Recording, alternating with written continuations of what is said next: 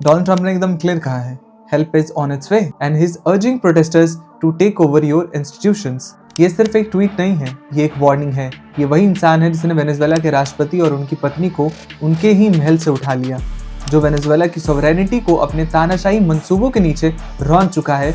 अब उसकी नजर ईरान पर है। मीगा सुना है आपने? MIGA, ये एक नया एक्रोनिम है, मेक ईरान ग्रेट अगेन।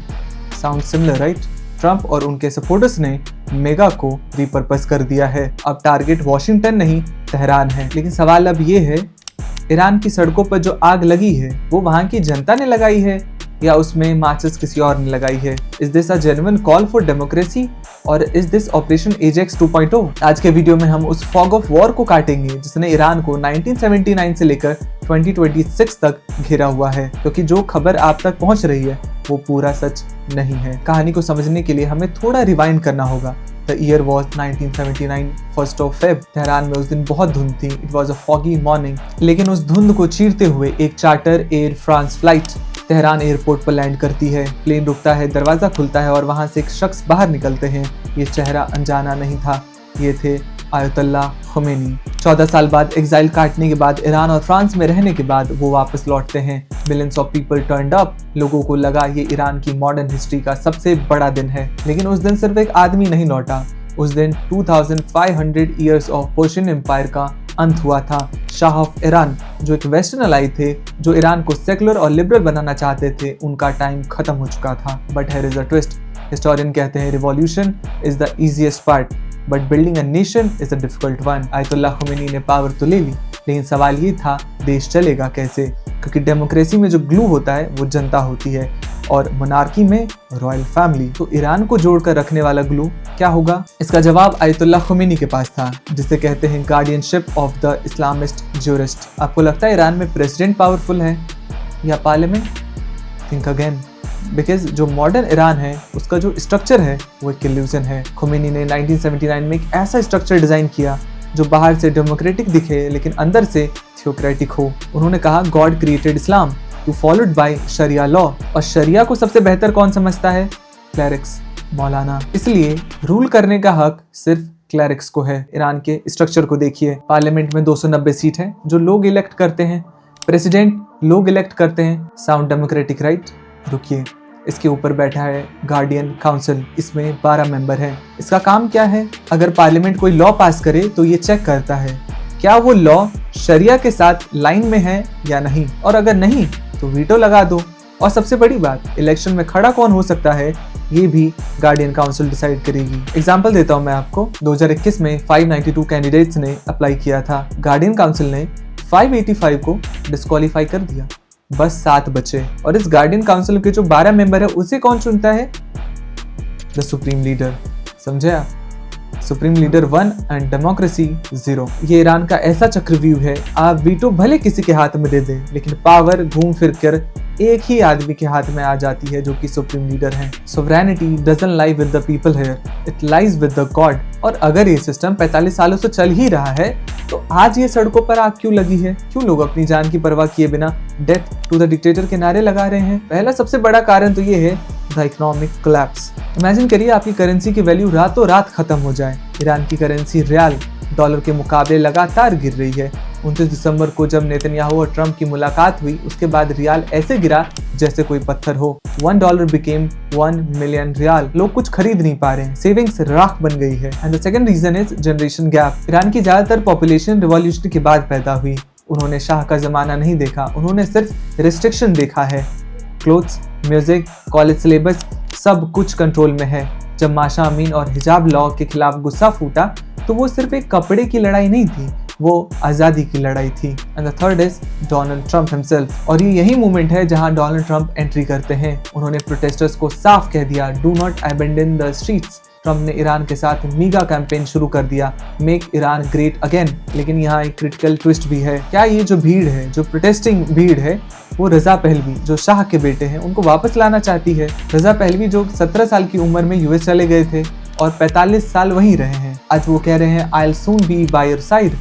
लेकिन ईरान के अंदर लोग उन्हें शायद उतना नहीं जानते। अपोजिशन फ्रेगमेंटेड है, कोई एक लीडर नहीं है। मोनार्किस्ट, मार्क्सिस्ट, कुर्द्स, बलोच सब अलग अलग हैं। तो अगर रिजीम गिरता है तो पावर लेगा कौन? विल इट बी डेमोक्रेसी और विल इट बी क्योस? अब थोड़ा जूम आउट करते हैं। हमने ईरान की इंटरनल प्रॉब्लम्स तो देखी, जियोपॉलिटिक्स में कुछ भी कोइंसिडेंस नहीं होता। एक मिनट के लिए मान लीजिए ईरान की सरकार, खमेनेई सब गलत हैं, लेकिन क्या वहां पे अमेरिका डेमोक्रेसी लाने के लिए हेल्प भेज रहा है?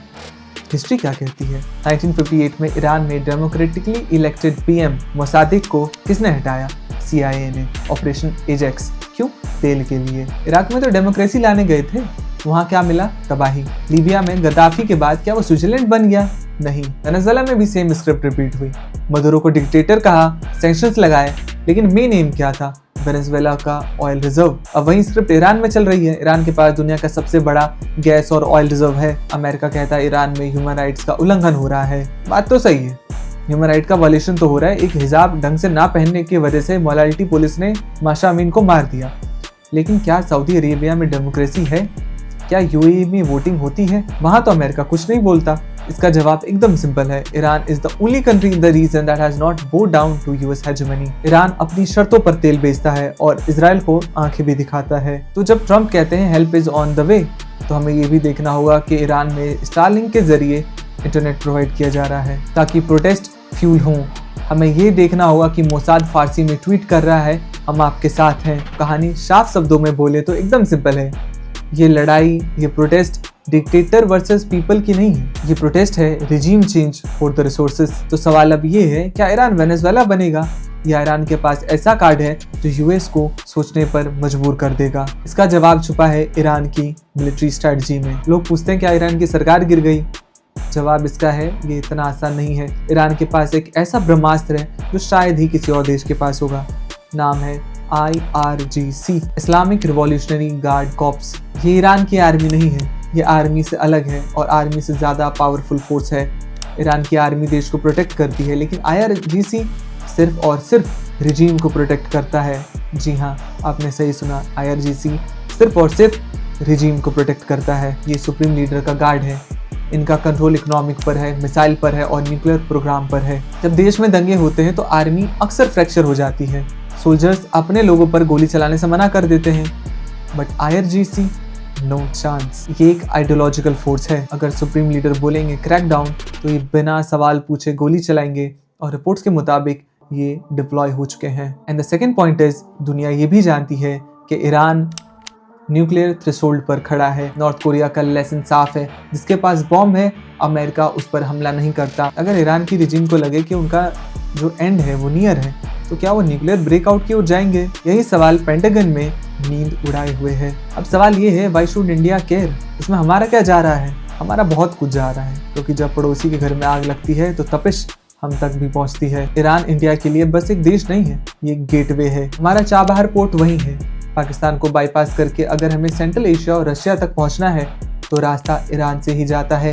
अगर ईरान में इंस्टेबिलिटी आई तो हमारा INSTC, international north south transit corridor, सपना बन के रह जाएगा। लेकिन मुसीबत यहाँ खत्म नहीं होती। उन्होंने बस ईरान को ही नहीं घेरा है, डोनाल्ड ट्रंप ने बस ईरान को ही नहीं घेरा है, उन्होंने इनडायरेक्टली इंडिया पर भी बंदूक तान दी है। उन्होंने अनाउंस किया है जो देश ईरान के साथ ट्रेड करेगा उसको 25% एक्स्ट्रा टैरिफ देना पड़ेगा। ट्रंप ऑलरेडी इंडिया पर 500% टैरिफ लगाने की बात कर रहे हैं। Sanctioning Russia act 2025। इंडिया के सामने धर्म संकट है, एक तरफ इकोनॉमिक सर्वाइवल, दूसरी तरफ स्ट्रैटेजिक ऑटोनॉमी। अब तक तो हम बैलेंस करते हुए चले हैं सब कुछ, लेकिन क्या ये ट्रंप 2.0, इस पर हम टाइट रोप वॉक कर पाएंगे? वकील अभिषेक मनु सिंघवी ने कहा है कि डिप्लोमेसी व्हाट्सएप फॉरवर्ड नहीं है। ईरान का गिरना इंडिया के लिए स्ट्रैटेजिक नाइटमेयर हो सकता है। सोशल मीडिया पर दो नैरेटिव बहुत क्विकली फैल रहे हैं। पहला नैरेटिव तो ये है कि ईरान में प्रोटेस्ट अमेरिका और इजराइल करवा रहा है और वहाँ की जनता खुश है। दूसरा नैरेटिव ये है कि 100% ऑर्गेनिक रिवॉल्यूशन है और जनता को बस आज़ादी चाहिए। रियलिटी ये है कि दोनों नैरेटिव गलत हैं। सच ये है कि ईरान की जनता वाकई में परेशान है। इन्फ्लेशन, अनएम्प्लॉयमेंट और रिस्ट्रिक्शंस ने उनका दम वाकई में घोट दिया है। गुस्सा असली है, लेकिन ये भी सच है अगर घर में झगड़ा होता है तो पड़ोसी फायदा उठाने आते ही हैं। जब मोसाद फारसी में ट्वीट करता है, जब ट्रंप टेक ओवर करने को कहते हैं, तो ये क्लियर है कि ऑर्गेनिक गुस्से को वेपनाइज किया जा रहा है। ईरान की करेंसी को गिराना, सैंक्शंस लगाना एक प्रेशर टैक्टिस है ताकि ईरान की जनता तंग आ जाए और रोड पर आ जाए।